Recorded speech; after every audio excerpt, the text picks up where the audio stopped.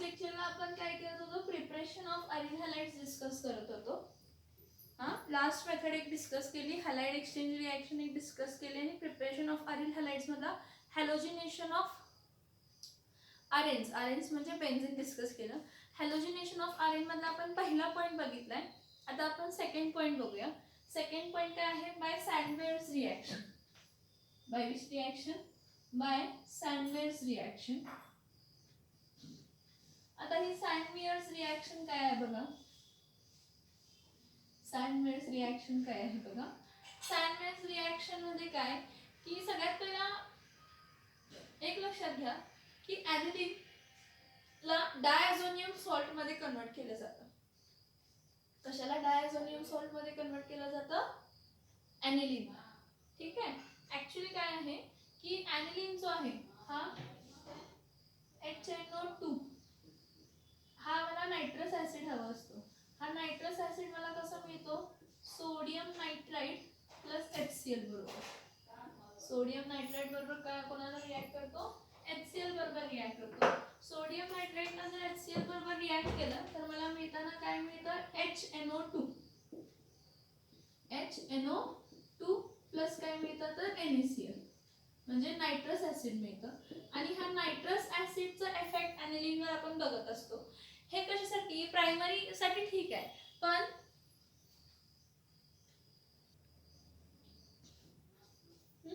सँडवेव्ह साठी काय होतं की हा नायट्रस ऍसिडच आपण वापरत असतो, पण कसा वापरतो काय वापरतो इथे लक्ष देऊन बघा की सगळ्यात पहिला सँडवेव्ह रिएक्शन मध्ये ॲनिलीनला नायट्रस ऍसिड बरोबर रिॲक्ट करतो. नायट्रस ऍसिड बरोबर रिॲक्ट करतो, पण नायट्रस ऍसिड कसा आहे? अनस्टेबल आहे. अनस्टेबल आहे म्हणून त्याला इन सितू प्रिपेअर करतो. बघा ॲनिलीन पासून आपल्याला काय ऑब्टेन करायचं आहे? डायझोनियम सॉल्ट ऑब्टेन करायचे. पण ॲनिलीन पासून जर मला डायझोनियम सॉल्ट ऑब्टेन करायचे आहे तर मला नायट्रस ऍसिड वापरावं लागेल. पण हा जो नायट्रस ऍसिड आहे हा अनस्टेबल असतो. हा अनस्टेबल असतो त्यामुळे ह्याला इन सितू प्रिपेअर कसं करतो तर सोडियम नायट्राइट ला HCl बरोबर काय करतो? ट्रीट करतो. मग काय होतं? HCl बरोबर ट्रीट केलं की सोडियम नायट्राइटला HCl बरोबर ट्रीट केलं की काय जातं? NO2 च्या जागी Cl येतं आणि Cl च्या जागी काय येतं? NO2 येतं. म्हणजे आपल्याला इथं मिळताना काय मिळते? NaCl प्लस काय मिळते? HNO2 that is nitrous acid.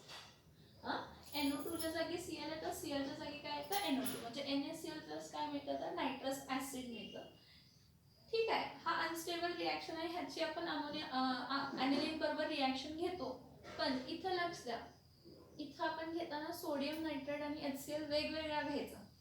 In सितू prepare केलेला HNO2 आहे तसा घ्यायचा नाही. त्याचं रिझन आहे बॅलन्सिंग.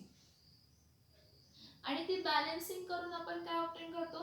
ती बॅलन्सिंग करून आपण काय ऑब्टेन करत असतो तर ती रिएक्शन बॅलन्स करून आपण काय ऑब्टेन करत असतो तर डायझोनियम सॉल्ट ऑब्टेन करत असतो. तर काय म्हणते ऐकलं लक्षात? हा C6H5 आहे. ठीक आहे. हा C6H5NH2 म्हणजे हा कोण आहे? ॲनिलीन आहे. कोण आहे हा? ॲनिलीन. ह्या ॲनिलीनला कोणाबरोबर ट्रीट करायचा? सोडियम नायट्राइट बरोबर आणि हायड्रोजन क्लोराइड बरोबर ट्रीट करायचं. ठीक आहे. मग काय होतं? हा नायट्रोजन आणि हा नायट्रोजन लिंक होतो आणि आपल्याला प्रोडक्ट मिळताना मिळतो C6H5N2 प्लस आणि Cl काय येणार आहे? मायनस. Cl कोणता आला तर हा क्लोरीन आला. हा नायट्रोजन जॉईन झाला. हा नायट्रोजन काय झाला? जॉईन झाला. हा नायट्रोजनला हा जॉईन झाला म्हणून N2 त्यावर प्लस आला आणि एक क्लोरीन वापरला Cl मायनस. आता हा कोण आहे? डायझोनियम क्लोराइड आहे. काय आहे? डायझोनियम काय आहे? क्लोराइड. ठीक आहे. आता ह्या पुढे बघा बाय प्रोडक्ट काय असणार आहेत बघा. ह्या सोडियमला एक क्लोरीन लागतो तर काय करणार आहे? NaCl. आणि ऑक्सिजन किती आहेत? 2 आहेत. 2 ऑक्सिजन आहेत म्हणजे वॉटर मॉलिक्यूल किती फॉर्म होणार आहे? 2 म्हणजे 2H2O. ठीक आहे. टोटल वॉटर मॉलिक्यूल किती लागले? 4. 2 2 जा 4. त्या 4 हायड्रोजन मधले 2 हायड्रोजन इथले आहेत म्हणजे राहिलेले 2 हायड्रोजन कुठून घ्यायला पाहिजे? इथून. म्हणजे एवढं लक्षात ठेवा की NaNO2 1:2 HCl चा रेशो इथं काय असायला पाहिजे 1:2 काय असायला पाहिजे 2. म्हणजे एक सोडियम नायट्राइट घ्यायचं आणि 2 हायड्रोक्लोरिक ऍसिड मॉलिक्युल्स घ्यायचे आणि त्याला ॲनिलीन बरोबर ट्रीट करायचं तर तुम्हाला डायझोनियम क्लोराईड मिळते. त्याला डायझोनियम सॉल्ट म्हणतो. ह्या डायझोनियम क्लोराईड मिळतं. सोडियम बरोबर क्लोरीन कंबाईन झालं NaCl. 2 आणि 2 4 हायड्रोजन आणि 2 ऑक्सिजन काय होणार आहे 2H2O. हा प्रोडक्ट झाला. आता ह्या पुढे बघा. ह्या पुढची जी आहे ती आपली मेन काय आहे तर सँडमेयर्स रिॲक्शन आहे. इथं बघा ही जी डायझोनियम सॉल्ट आहे ही जी डायझोनियम काय आहे सॉल्ट आहे N2 प्लस Cl काय आहे मायनस. ह्याला आपण ट्रीट करतो. जर मी घेतला Cu2Cl2 काय घेतला Cu2Cl2 कॉपर क्लोराईड घेतला आणि जर मी घेतला Cu2 काय घेतला Br2 काय घेतला Cu2 काय घेतला Br2. हा क्युप्रस क्लोराईड आहे. कोणता क्लोराईड आहे हा क्युप्रस क्लोराईड आहे. Cu2Cl2 घेतला आणि Cu2 काय म्हटला तर Br2 घेतला. ठीक आहे. आता आणि काय घ्यावं लागतो आपण इथं Cu2Cl2 Cu2Br2 आणि काय घ्यायचं Ki घेऊ शकतो. काय घेऊ शकतो Ki घेऊ शकतो. हे तीनच रिॲक्शन बघा. क्लोरोबेन्झीनची नाही दिलेली तुम्हाला तर राहू. तर काय होतं बघा हा क्युप्रस क्लोराईड आहे. कोण आहे क्युप्रस क्लोराईड. हा जो काय असेल क्युप्रस क्लोराईड आहे तर HCl वापरायचा. क्युप्रस ब्रोमाइड आहे तर HBr वापरायचा आणि इथं KH वापरायचं. Cu2I2 वापरू नका. Ki वापरा. ह्याला काय करा हीट करा. इथं होतंय काय बघा ह्याच्या प्रेझेन्स मध्ये हा रिॲक्ट करतो N2Cl2 बरोबर HCl रिॲक्ट करतो. ऍक्च्युली होतंय काय बघा हा पूर्ण ग्रुप निघून जातो. हा पूर्ण ग्रुप निघून जातो आणि ह्यातला क्लोरीन इथं कंबाईन होतो. हा पूर्ण ग्रुप निघून गेला म्हणजे तर काय येणार आहे C6H5 एवढंच आहे ना. आणि हा पूर्ण ग्रुप निघून गेला. पूर्ण ग्रुप निघून गेला आणि HCl मधला क्लोरीन इथं आला म्हणजे इथं Cl आला. आता पूर्ण ग्रुप जो निघून झाला त्यातला N2 आहे तसा बाहेर पडतो. N2 आहे तसा काय होतो बाहेर पडतो आणि हा H आणि इकडचा Cl बाय प्रोडक्ट काय देतं HCl. तुम्ही म्हणणार हा HCl म्हणजे हा HCl आहे नाही. हा HCl चा बघा मी काय सांगितलं क्युप्रस क्लोराईडच्या प्रेझेन्स मध्ये when diazonium salt is treated in presence of cuprous chloride or cuprous bromide or potassium iodide it is called as Sandmeyer's reaction.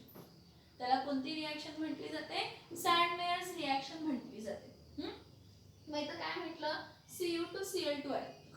काय आहे Cu2Cl2 आहे आणि HCl आहे. मग हा पूर्ण ग्रुप रिमूव्ह झाला. N2 + Cl- रिमूव्ह होऊन इथं हा क्लोरीन इथं आला. हा क्लोरीन इथं आला. हा पूर्ण ग्रुप रिमूव्ह झाला. हा पूर्ण ग्रुप रिमूव्ह झाला आणि क्लोरीन आला म्हणजे तुम्हाला काय मिळालं इथं क्लोरोबेन्झीन. काय मिळालं क्लोरोबेन्झीन. ठीक आहे. मग इथं हायड्रोजन राहिलाय. हा हायड्रोजन बरोबर हा निघालेला क्लोरीन कंबाईन होतो आणि काय देतो HCl. हा N2 आहे तसा काय होतो बाहेर पडतो. नेक्स्ट बघा हा आता इथं आता काय होते बघा एक रिॲक्शन झाली. नेक्स्ट बघा इथं काय लिहूया Cu2 काय लिहूया तर Br2 cuprous bromide. Cuprous bromide बरोबर कोण रिॲक्ट करतात तर HBr. का HCl जसा घेतला तसा HBr घ्यायचा. ठीक आहे. मग काय म्हणणार आहे हा क्युप्रस ब्रोमाइडच्या प्रेझेन्स मध्ये HBr म्हणजे हा पूर्ण ग्रुप रिमूव्ह होणार. मग हा पूर्ण ग्रुप रिमूव्ह झाला तर इथं कोण जॉईन होणार आहे ब्रोमीन प्लस हा इथं काय आहे N2 म्हणजे नायट्रोजन गॅस काय होणार आहे बाहेर पडणार आहे आणि H आणि इकडचा Cl. हे बघा हा Br आहे. हा Br इथं वापरला. हा Br काय झाला हा पूर्ण ग्रुप रिप्लेस होऊन इथं काय आला Br आला. हा पूर्ण ग्रुप रिप्लेस होऊन कोण आला Br आला. पण HBr आहे ना मग त्याच्या जागी काय आला Cl म्हणजे इथं बाय प्रोडक्ट काय असणे HCl. हा N2 बाहेर पडला N2 म्हणून. हा N2 काय पडला N2 म्हणून बाहेर पडला बघा. हा N2 आहे तसा बाहेर पडला. ठीक आहे. हा ब्रोमीन हा पूर्ण ग्रुप रिप्लेस करून येतो. मग राहिला कोण हायड्रोजन आणि क्लोरीन काय देणार आहे तर HCl म्हणजे इथं मला काय मिळालं ब्रोमोबेन्झीन. काय मिळालं मला ब्रोमोबेन्झीन. आता इथं बघा Ki घ्यायचं पोटॅशियम आयोडाइड घ्यायचं. काय करायचं पोटॅशियम आयोडाइड घ्यायचं. कारण कारण HI बरोबर आपल्याला स्ट्रॉंग म्हणजे चांगला गुड यील्डचं प्रोडक्ट मिळत नाही म्हणून KI घ्यायचं. आता इथं काय होणार आहे परत, हा बेन्झीन ग्रुप आहे, हा बेन्झीन ग्रुपला हा पूर्ण ग्रुप रिमूव्ह होणार. हा पूर्ण ग्रुप रिमूव्ह होऊन इथं येणार काय, आयोडीन येणार. पूर्ण ग्रुप रिमूव्ह होऊन येणार काय, आयोडीन. हा पूर्ण ग्रुप रिमूव्ह होणार आणि काय येणार, आयोडीन. म्हणजे इथं काय येणार आहे, आय येणार आहे. काय येणार आहे, आय येणार आहे प्लस. आता इथं पोटॅशियम आणि क्लोरीन कंबाईन होऊन काय देणार आहे, KCl देणार. आणि N2 प्लसचं काय, N2 नायट्रोजन गॅस बाहेर. ही N2 ही जी नायट्रोजन गॅस आहे ही N2 म्हणून बाहेर पडणार. पोटॅशियम क्लोरीन, हे बघा आयोडीन आहे ना, इथं आयोडीन आहे ना, हा आयोडीन गेला आणि इथं कोण आला, क्लोरीन आला. म्हणजे काय फॉर्म झाला तर KCl प्लस N2. म्हणजे हा कोण फॉर्म झाला तर आयोडोबेन्झीन. कोण फॉर्म झाला, आयोडोबेन्झीन. ह्याची जर नॉर्मली मी जर स्टँडर्ड रिॲक्शन दाखवायची असेल तर मी फक्त ह्यासाठी वापरू शकते. क्लोरोबेन्झीन आणि ब्रोमोबेन्झीन साठी स्टँडर्ड रिॲक्शन काय असणार आहे बघा, हा तुमचा ॲनिलीन डायझोनियम सॉल्ट आहे, N2 प्लस Cl काय आहे मायनस. ह्याला जेव्हा तुम्ही कोणाबरोबर ट्रीट करताय, HX बरोबर ट्रीट करताय in presence of Cu2X2 cuprous halide. Cu2X2 म्हणजे जो इथं हॅलोजन असेल ना तोच इथं असेल. आणि हा रिएजंट आहे आणि हे सँडमेअर सायंटिस्टने वापरलेला होता हा रिएजंट. आणि HX म्हणून ह्याला सँडमेअर्स रिॲक्शन म्हणतो. इथं हा पूर्ण ग्रुप जातो, हा पूर्ण ग्रुप जातो आणि X येतो. म्हणजे इथं आपल्याला मिळणार काय आहे की ह्या बेन्झीनला काय येणार आहे, X येणार आहे. प्लस प्लस नायट्रोजन आहे तसा बाहेर पडणार. ह्या ग्रुप मधला N2 आहे तसा बाहेर पडणार आणि हा H आणि हा Cl कंबाईन होणार काय येणार आहे, HCl. म्हणजे तुम्हाला इथं काय मिळणार आहे तर halobenzene. This is which reaction, this is Sandmeyer's reaction because this reagent were used by Sandmeyer. हा रिएजंट कोणी यूज केलेला, सँडमेअर. इथं फक्त एवढंच चेंज होते काय, हे सगळं सेम राहतं. इथं Cu फक्त आलं, कॉपर पावडर जर आली, काय आली, कॉपर पावडर. सगळी रिॲक्शन सेम, फक्त इथं काय आली, कॉपर पावडर जर आली तर त्याला गटरमॅन स्कच रिॲक्शन म्हणतो. कोणती रिॲक्शन म्हणतो, गटरमॅन स्कच रिॲक्शन. कधी, जेव्हा हा Cu2X2 च्या जागी कॉपर येतो. हे बघा हे सेम आलं, तुम्हाला लक्षात येते का बघा, हा डायझोनियम क्लोराइड आहे,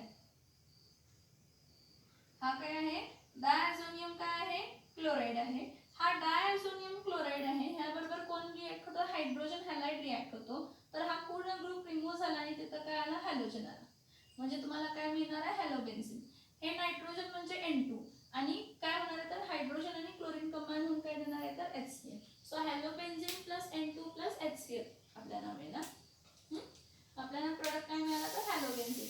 म्हणजे जर इथं Cl घेतला तर क्लोरोबेन्झीन मिळणार, Br घेतला तर ब्रोमोबेन्झीन मिळणार. पण पोटॅशियम, हे बघा आयोडीन जर पाहिजे असेल तर लक्षात ठेवायचं KI घ्यायचं.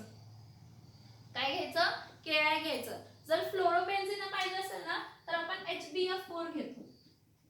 काय घेतो, HbF4. त्याची रिॲक्शन दिलेली नाही, आपण नंतर बघूया ती रिॲक्शन. कारण हा F काय असतं, HF प्लस काय असतं तर BF3 असतं.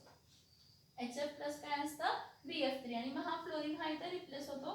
फ्लोरोबेन्झीन साठी आपण फ्लोरोबोरिक ऍसिड वापरत असतो. कोणता ऍसिड वापरत असतो, फ्लोरोबोरिक ऍसिड. हा लक्षात येते का बघा रिॲक्शन, ही बोर्डवरची रिॲक्शन लक्षात येते का बघा, बोर्डवरची रिॲक्शन लक्षात येते का बघा. काय आहे बघा, सँडमेअर्स रिॲक्शन मध्ये आपण ॲनिलीनला काय केलं, रिॲक्ट केलं. कोणाबरोबर रिॲक्ट केलं, सोडियम नायट्राइट आणि हायड्रोक्लोरिक ऍसिड. सोडियम नायट्राइट आणि हायड्रोक्लोरिक ऍसिड. पण ही रिॲक्शन अंडर कोल्ड कंडिशन्स होते. हा, ही रिॲक्शन्स अंडर कोल्ड कंडिशन म्हणजे काय तर 0 degree Celsius to 5 degree Celsius. ते एक विसरले, सॉरी. 0 डिग्री सेल्सिअस टू कुठे होते तर 5 डिग्री सेल्सिअस. 0 डिग्री सेल्सिअस म्हणजे 273 केल्विन ते 278 केल्विनच्या मध्ये ही रिॲक्शन होते. मी तुम्हाला बॅलन्स करून दाखवले रिॲक्शन. काय, NaNO2 + 2HCl का घ्यायचा तर त्याचं रिझन आहे, हा NH2 चा हा नायट्रोजन आणि इकडचा हा नायट्रोजन आणि हा नायट्रोजन काय देतो N2+. ह्या क्लोरीन मधला एक क्लोरीन वापरला Cl, राहिले किती, हे 2 हायड्रोजन, इकडचे 2 हायड्रोजन आणि ऑक्सिजन 2. 2 + 2 4, 4 + 2 4 हायड्रोजन आणि 2 ऑक्सिजन म्हणजे H2O. आणि Na च्या जागी काय आला, क्लोरीन, NaCl. सो डायझोनियम काय झाला इथं, क्लोराइड. हा डायझोनियम क्लोराइड जो असतो तो hydrogen halide in presence of copper halides बरोबर रिॲक्ट होतो आणि काय देतो हॅलोबेन्झीन देतो. Cu2Cl2 Cu2Br2 के आहे. म्हणजे जर क्लोरीन असेल तर क्लोरोबेन्झीन, जर ब्रोमीन असेल तर ब्रोमोबेन्झीन, जर आयोडीन असेल तर कोण देणार तर आयोडोबेन्झीन. येते का लक्षात बघा. When primary amine is treated with sodium nitrite, आता मला जागा नाहीये म्हणून मी स्टेटमेंट तोंडाने सांगते ऐका. हा when aniline प्रायमरी अमाइन म्हणजे एरोमॅटिक अमाइन, प्रायमरी अरोमॅटिक अमाइन म्हणजे aniline असतं. मी सोप्या भाषेत aniline लिहिते. When aniline is treated with sodium nitrite and HCl, when aniline is treated with sodium nitrite and HCl and the HCl at 273 to 278 Kelvin, it forms what? Benzene, diazonium benzene chloride salt. Diazonium benzene chloride salt. Now this diazonium benzene chloride salt जी असते ती आपण काय करतो react करतो कोणाबरोबर cuprous salt बरोबर. म्हणजे कॉपरची oxidation तिथं काय असते +1 असते. Cu2X2 लिहिलंय किंवा CuXC चालतं. मग क्युप्रस क्लोराइड घेतला in hydrogen chloride in presence of cuprous chloride तर क्लोरोबेन्झीन मिळणार. Hydrogen bromide in presence of cuprous bromide मिळालं तर काय मिळणार आहे ब्रोमोबेन्झीन मिळणार आहे. पण एक लक्षात घ्या की आयोडोबेन्झीन साठी आपण पोटॅशियम आयोडाइड वापरतो आणि फ्लोरोबेन्झीन साठी मी तुम्हाला काय म्हटलं HbF4 वापरतो.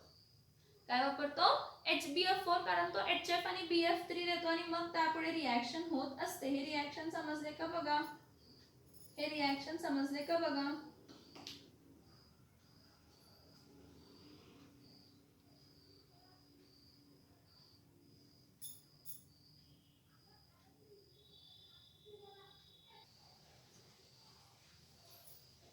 ओके तर बघा आता आपण प्रिपरेशन्स बघितले कशाचे तर अल्किल हॅलाइड्सचे पण बघितले आणि अरिल हॅलाइड्सचे पण बघितले.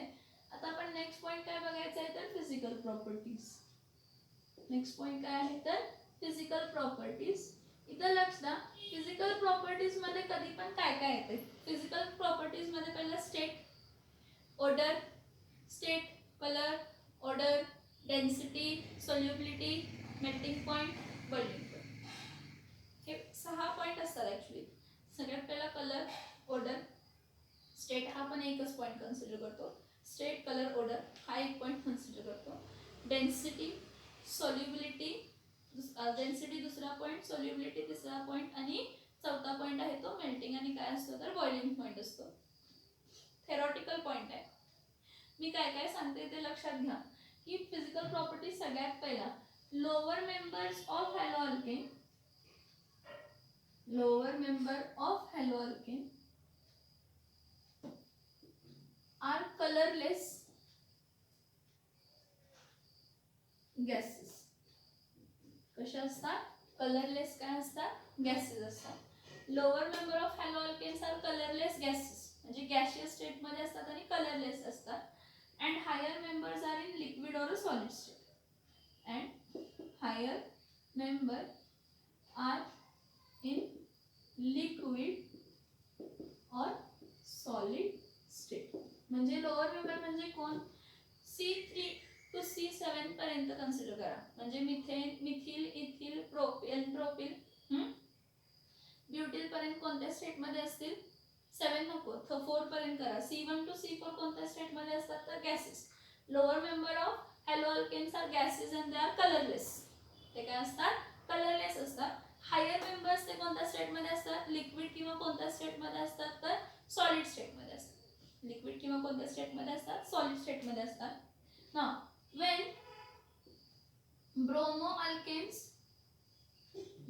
bromoalkanes or chloroalkanes are exposed to air they get color.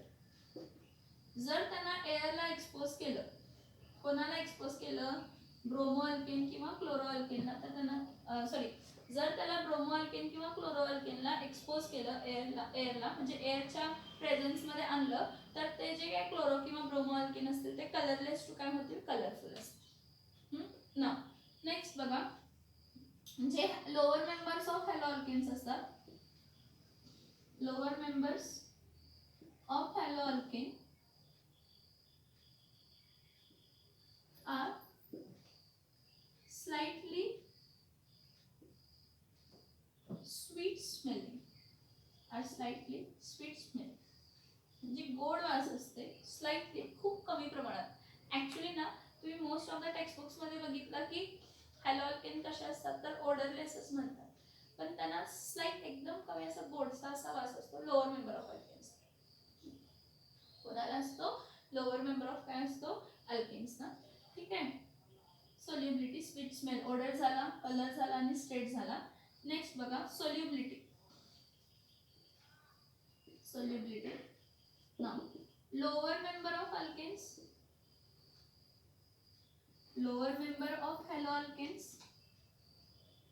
haloalkenes are slightly soluble in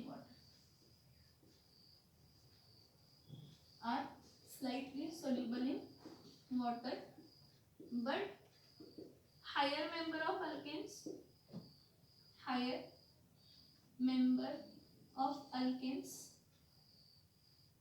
are haloalkenes, sorry, alkene nahi, haloalkenes of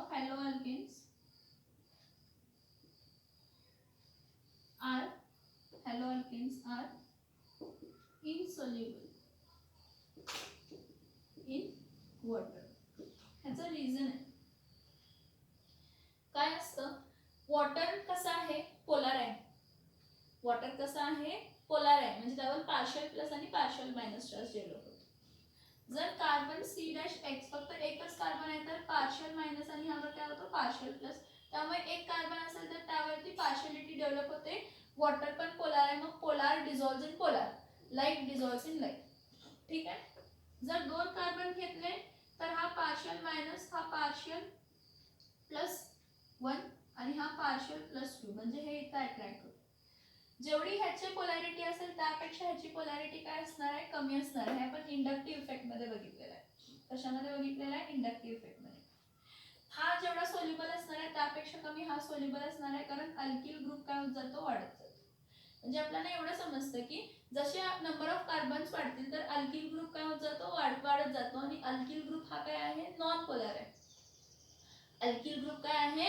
non polar आहे. मग polar dissolves in polar, like dissolves in like. Unlike does not dissolve with each other. Unlike एक दुसऱ्यामध्ये dissolve, polar non polar मध्ये किंवा non polar polar मध्ये dissolve होत नाही. फक्त लोअर मेंबर्स जे आहेत, म्हणजे मग इथिल असू दे, मिथिल असू दे किंवा प्रोपिल असू दे, हे पाण्यामध्ये डिझॉल्व्ह होतात, स्लाइटली डिझॉल्व्ह होतात. पण जसं अल्किल ग्रुप वाढत जातं त्यांची सोल्युबिलिटी काय होत जाते? कमी होत जाते, कारण अल्किल हॅलाइड्स आर नॉन पोलर. जेव्हा त्यांना 4 किंवा 4 पेक्षा जास्त कार्बन आहेत त्यावेळी त्यांच्याकडे कोणती कंडिशन येते? नॉन पोलर कंडिशन येते. त्यामुळे ते वॉटर मध्ये डिझॉल्व्ह होत नाही. But haloalkanes are readily soluble, म्हणजे लगेच डिझॉल्व्ह होतात. Are readily soluble in what? Haloalkanes are readily soluble in organic solvents. कशामध्ये रेडीली सोल्युबल आहे? Organic solvent. कोण आहेत organic solvents? Like benzene, naphthalene,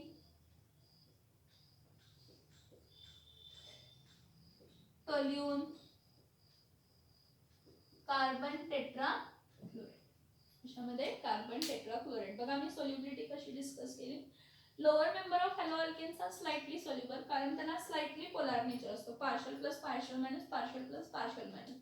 पण जसे नंबर ऑफ कार्बन्स वाढत जातात पोलॅरिटी कमी होत जाते. मग 4 किंवा 4 पेक्षा जास्त कार्बन असतील तर त्यामध्ये काहीही पोलॅरिटी नसते.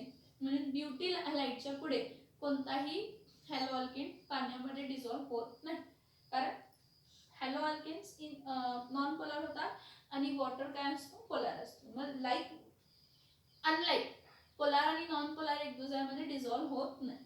पण haloalkanes are readily soluble in organic solvents, कारण ऑर्गॅनिक सॉल्व्हेंट्स कसे आहेत? Non polar. आणि हॅलोअल्केन्स पण काय आहेत? Non polar. मग लाईक डिझॉल्व्स इन लाईक, म्हणून आपण काय म्हटलं की haloalkanes are readily soluble in organic solvent. Haloalkanes are what readily soluble in what organic solvent. Organic solvent मध्ये रेडिली सोल्युबल असतात. ठीक आहे. नेक्स्ट पॉइंट बघा. नेक्स्ट पॉइंट बघा इथं. ओके. सॉल्युबिलिटी झाला. सॉल्युबिलिटी नंतर ना डेन्सिटी. सॉल्युबिलिटी नंतर ना डेन्सिटी. हे बघा. As the number of carbon chain increases in haloalkanes, density goes on increases. As the number of carbon atom increases, जसे number of carbon atom काय होतात increase होतात. As number of carbon atom increases in a chain of haloalkane, density goes on increasing. Density goes on what? Increasing. ठीक आहे. हे normal झालं की जशी काय होईल कार्बन ॲटमची चेन वाढत जाईल. फॉर एक्झाम्पल एक कार्बन आहे मिथिल हॅलाइड ची जेवढी डेन्सिटी असेल त्यापेक्षा जास्त इथिल हॅलाइडची असणार, कारण त्यामध्ये 2 कार्बन असणार आहेत. इथिल हॅलाइड पेक्षा डेन्सिटी कशामध्ये असणार आहे? एन प्रोपिल हॅलाइड मध्ये असणार आहे, कारण एन प्रोपिलचे कार्बन चेनची लेंथ किती झाली? 3. ठीक आहे. त्यानंतर ना ब्युटिल हॅलाइड जर म्हटलं तर 4 कार्बन. म्हणजे जशी चेन लेंथ वाढेल तशी डेन्सिटी पण काय होत जाते? वाढत जाते. काय वाढत जाते? डेन्सिटी काय होते? वाढत जाते. पण एक लक्षात घ्या, जर ब्रांचेस वाढतील, काय वाढतील? ब्रांचेस वाढतील तर डेन्सिटी काय होणार आहे? कमी. ब्रांचेस वाढले तर डेन्सिटी काय होणार आहे? कमी. म्हणजे जर मी इथं घेतला CH3 single bond CH2 single bond CH2 आणि इथं काय घेतला Cl आणि दुसरा घेतला CH3 single bond CH single bond CH3 आणि इथं काय घेतला Cl. इथं चेन लेंथ कितीची आहे? 4 ची आहे ना. ह्याची डेन्सिटी जास्त असते आणि ह्याची डेन्सिटी काय असते? कमी असते. जर मी हा घेतला CH3 single bond CH single bond CH2 single bond CH2 single bond CH2 इथं काय घेतला Cl आणि CH3 single bond CH single bond CH2 single bond Cl आणि इथं काय घेतलं CH3. जर चेन लेंथ वाढली तर डेन्सिटी काय होणार आहे? वाढणार आहे. जर चेन लेंथ कमी झाली तर डेन्सिटी काय होणार आहे? कमी होणार आहे. जर चेन लेंथ वाढली तर डेन्सिटी काय होणार आहे? वाढणार आहे. पण जर चेन लेंथ कमी झाली तर डेन्सिटी कमी होणार.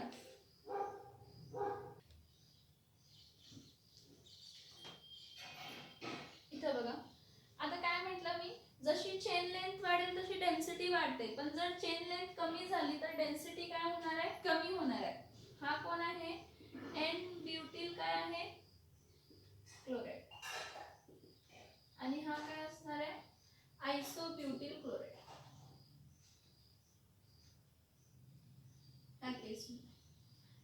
काय सांगते बघा, एन ब्युटिल क्लोराइड आणि आयसोब्युटिल क्लोराइड मध्ये एन ब्युटिल क्लोराइडची डेन्सिटी काय असणार आहे? जास्त आणि आयसोब्युटिल क्लोराइडची डेन्सिटी काय असणार आहे? कमी. इथे एक रिलेशन एक लक्षात घ्या, density is inversely proportional to size of alkyl group. म्हणजे जेवढा मोठा अल्किल ग्रुप असेल, जेवढी मोठी चेन लेंथ असेल तेवढा जास्त डेन्सिटी असते. सॉरी, तेवढी काय म्हणतात त्याला? साइज ऑफ अल्किल ग्रुप म्हणजे काय की जेवढी काय बघा 1 2 असतील, एकच अल्किल ग्रुप आहे कमी असणार. म्हणजे फॉर एक्झाम्पल इथिल आणि मिथिल मध्ये जशी चेन लेंथ वाढेल तशी डेन्सिटी काय होते? वाढत जाते. पण साइड चेन जर वाढली, काय वाढली? साइड चेन जर वाढली तर डेन्सिटी काय होते? कमी होते. साइड चेन जर वाढली तर डेन्सिटी काय होते? कमी होते. For isomeric conditions. दुसरा बघा, आता तुम्ही म्हणाल की जर सेम कार्बन म्हणजे सेम कार्बन ॲटम सेम आहे पण हॅलाइड ॲटम्स काय आहेत? वेगळे आहेत. काय म्हणते मी? कार्बन ॲटम काय आहेत? सेम, पण हॅलाइड ॲटम्स काय आहेत? वेगळे. तर density of density of alkyl halides, density of alkyl halide is directly proportional. कोणाला डायरेक्टली प्रोपोर्शनल आहे? Density of alkyl halide is directly proportional to the size of halide atom. का? Size वाढली तर मास वाढणार आहे आपोआप.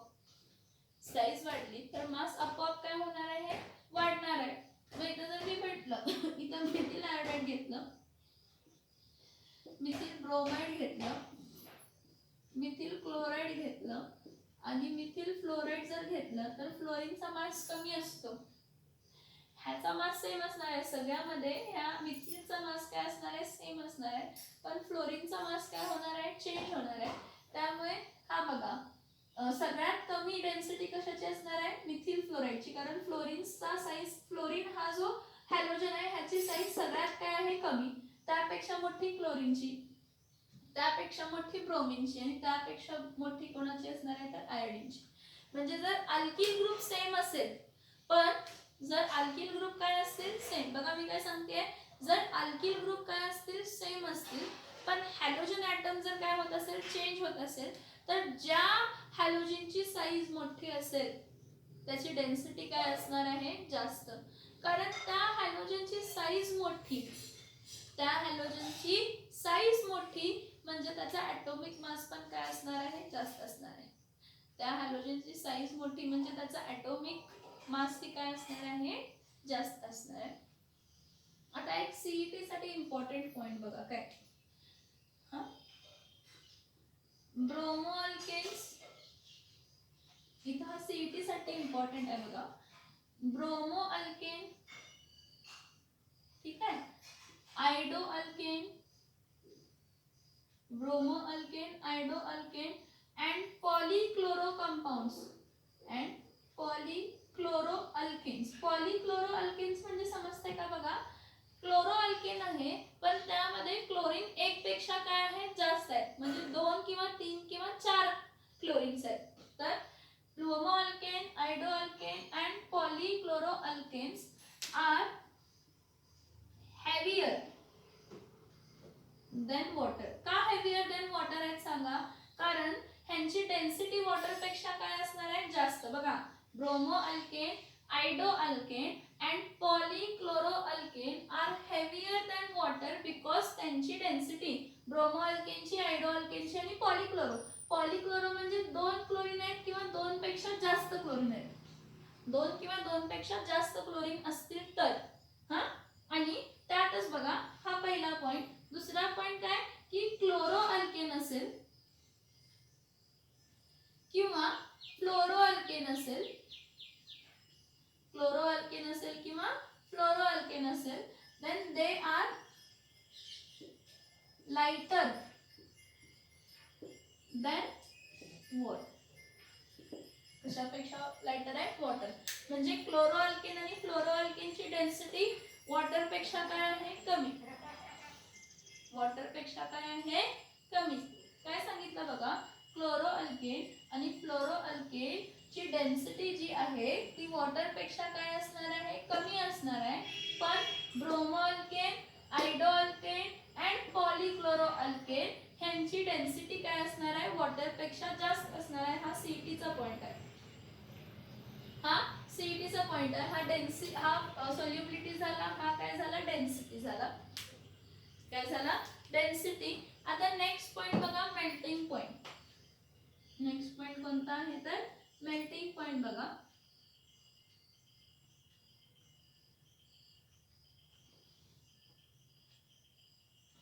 नेक्स्ट बघा melting point.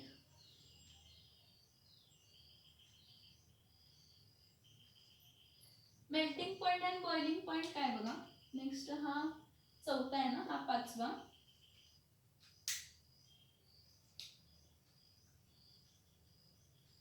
Melting point and boiling point. आता मेल्टिंग पॉइंट आणि बॉइलिंग पॉइंट बद्दल मी काय सांगते बघा.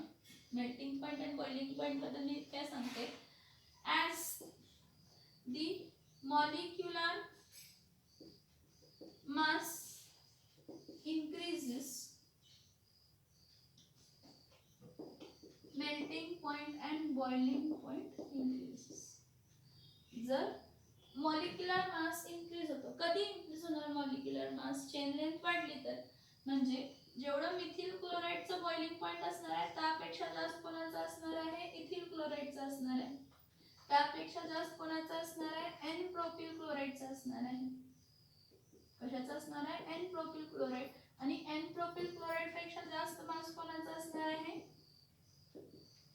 N ब्युटिल chloride. बघा मी काय सांगितलं, as the molecular mass increases melting and boiling point increases. In short, as the chain length increases, as the chain length increases, जशी chain length increase होते, as the chain length increases, melting point and boiling point increases. Chain length increase झाली तर melting point आणि boiling point काय होतो, तर melting point आणि boiling point काय होतो, तर इंक्रीज होतो. ठीक आहे, ही कंडिशन झाली. Okay fine. मेल्टिंग आणि बॉइलिंग पॉइंट कधी वाढतो, जर मॉलिक्युलर मास वाढला तर मेल्टिंग आणि बॉइलिंग पॉइंट वाढतो. म्हणजेच काय, चेन लेंथ वाढली. कारण वाला मास कधी वाढणार आहे, जर चेन लेंथ काय होत असेल, म्हणजे different alkyl groups, different alkyl groups जर असतील तर जसे चेन लेंथ वाढेल तसं मेल्टिंग आणि बॉइलिंग पॉइंट काय होणार आहे, इन्क्रीज होणार. काय इन्क्रीज होणार आहे, मेल्टिंग आणि बॉइलिंग पॉइंट काय होणार आहे, तर इन्क्रीज होणार आहे. पण एक लक्षात घ्या, जसं मी डेन्सिटीचं म्हटलं ना, तसं मेल्टिंग आणि बॉइलिंग पॉइंटचं पण आहे. बघा, the compound having same molecular formula but different structural formula. The compound having same molecular formula but different structural formula are called as what? The compounds having same molecular formula but different structural formula are called as what? They are called as isomers. त्याला आपण काय म्हणतो, आयसोमर्स म्हणतो ना. असे compounds ज्यांचा molecular formula same आहे पण स्ट्रक्चरल फॉर्म्युला काय वेगळा. म्हणजे इथं बघा, CH3 CH2 CH2 CH2 Cl आहे. ठीक आहे, दुसरा CH3 CH CH3 CH2 काय आहे, Cl. दोघांमध्ये कार्बन काउंट करा, 1 2 3 4, 1 2 3 4. कार्बन किती आहे, 4. हायड्रोजन 3 2 5 6 7 8 9, 1 2 3 4 5 6 7 8 9 आहेत का दोन्हीकडे. हायड्रोजन पण सेम आणि क्लोरीन पण येते. मीन्स या दोघांचा मॉलिक्युलर फॉर्म्युला काय आहे, सेम आहे, पण स्ट्रक्चरल फॉर्म्युला काय आहे, डिफरंट आहे. ह्याला आपण काय म्हणतो, एन ब्युटिल क्लोराइड. ह्याला आपण काय म्हणतो, एन ब्युटिल क्लोराइड. ह्याला आपण काय म्हणतो, आयसो ब्युटिल क्लोराइड. ह्याला आपण काय म्हणतो, एन ब्युटिल क्लोराइड. आणि ह्याला आपण काय म्हणतो, तर आयसो ब्युटिल काय म्हणतो, तर क्लोराइड.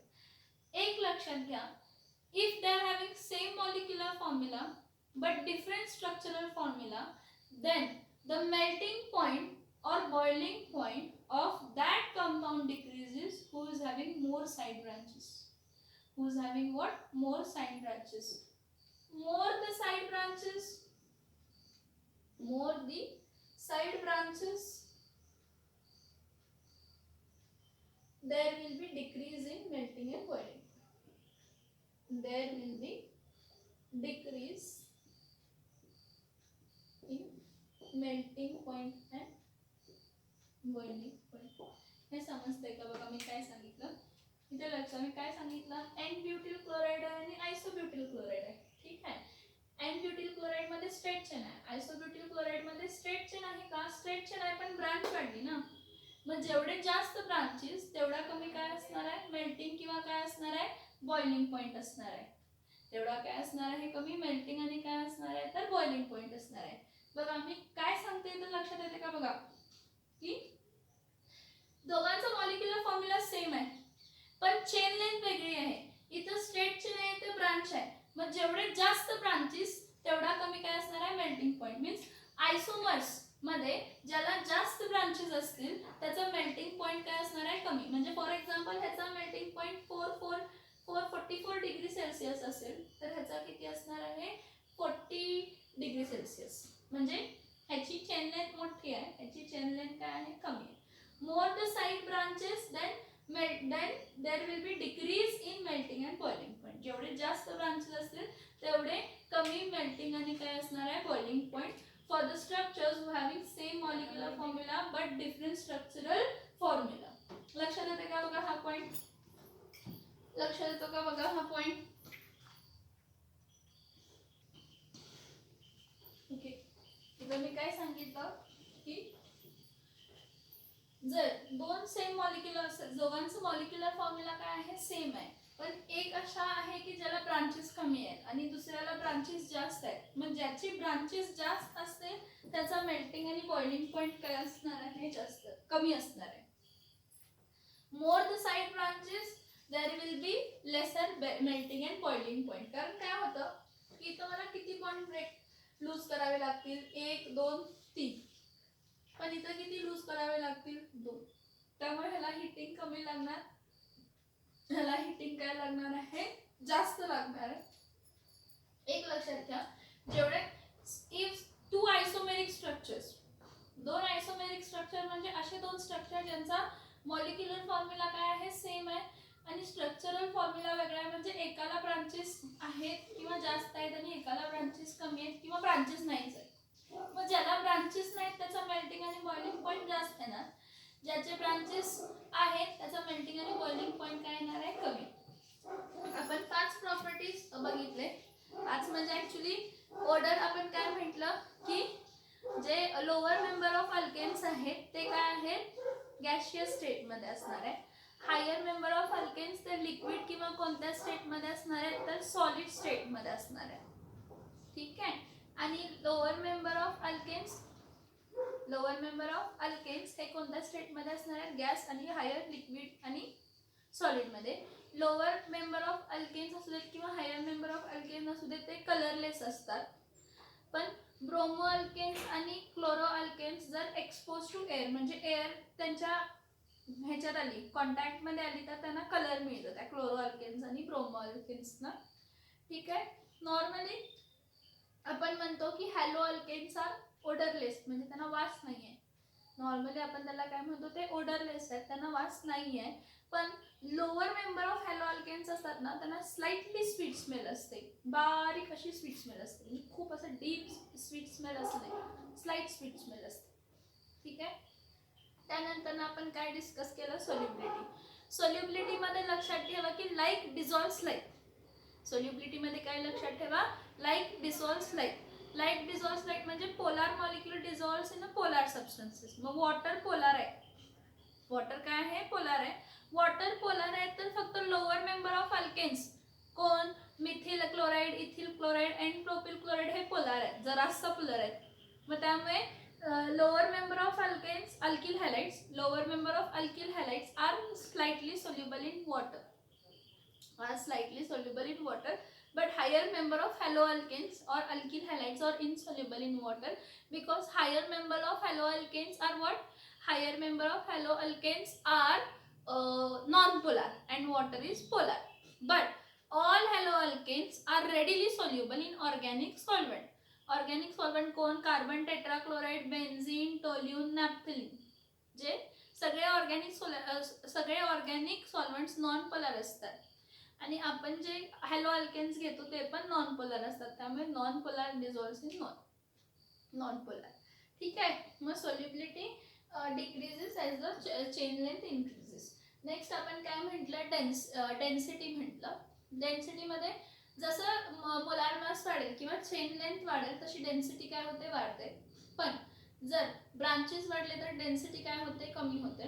ठीक आहे. आता जर सेम दोघांकडे number of carbon atom same आहे पण हॅलोजन ॲटम वेगळा आहे, तर ज्याच्याकडे हॅलोजन ॲटमची साईज मोठी आहे, ज्या कार्बनला हॅलोजन ॲटमची साईज काय आहे, मोठी आहे, त्याची डेन्सिटी काय असणार आहे, जास्त. आणि ज्याची हॅलोजन ॲटमची साईज छोटी आहे त्याची डेन्सिटी काय असणार आहे, तर कमी असणार. सोल्युबिलिटी झालं, डेन्सिटी झालं, लास्ट आहे मेल्टिंग आणि बॉइलिंग पॉईंट. मेल्टिंग आणि बॉइलिंग पॉईंट मध्ये जसा मोलार मास वाढेल तसा मेल्टिंग आणि बॉइलिंग पॉईंट काय होत जातो, वाढत जातो. नॉर्मली दिस पर्टिक्युलर हॅलो अल्केन्स जे असतात, हे हा एक पॉईंट बघा, हॅलो अल्केनचा मेल्टिंग आणि बॉइलिंग पॉईंट अल्केन्स पेक्षा जास्त असतो. अल्केन्स पेक्षा हॅलो अल्केनचा मेल्टिंग आणि बॉइलिंग पॉईंट काय असतो, जास्त असतो. पण जसा मोलार मास वाढत जाईल तसा मेल्टिंग आणि बॉइलिंग पॉईंट पण काय होतो, वाढतो. पण एवढंच की जर 2 किंवा 2 पेक्षा जास्त आयसोमेरिक स्ट्रक्चर असतील, 2 किंवा 2 पेक्षा जास्त आयसोमेरिक स्ट्रक्चर असतील, means having same molecular formula but different structural formula, ज्याला जास्त ब्रांचेस असतील त्याचा मेल्टिंग पॉईंट काय असणार आहे, कमी असणार आहे. मग एक्झाम्पल घेतलंय एन ब्युटिल आणि आयसोब्युटिल. एन ब्युटिलमध्ये स्ट्रेट चेन तिघांनी फॉर्म केले, आयसोब्युटिलमध्ये स्ट्रेट चेन दोघांनी फॉर्म केले, त्यामुळे ब्रांचेस आयसोब्युटिलला एक आहे आणि ह्याला काहीच नाही, म्हणजे ह्याचा बॉइलिंग आणि मेल्टिंग पॉईंट जास्त असणार, ह्याचा बॉइलिंग आणि मेल्टिंग पॉईंट काय असणार आहे, कमी असणार आहे. This are the physical properties of what, this are the physical properties of hello alkane. Next लेक्चरला आपण मोस्टली फिजिकल प्रॉपर्टीज नाही पण नेचर ऑफ काय बघूया, हॅलो अरेन्स, हॅलो अरेन्सच्या CX बॉन्ड मधला नेचर बघूया आणि त्याच्या प्रॉपर्टीज बघूया. मग नेक्स्ट आपण नेक्स्ट लेक्चरला केमिकल प्रॉपर्टीज बघूया. हा आपला लेक्चर कोणता होता, 12th लेक्चर आहे. ठीक आहे, उद्याच्या लेक्चरला ते बघू.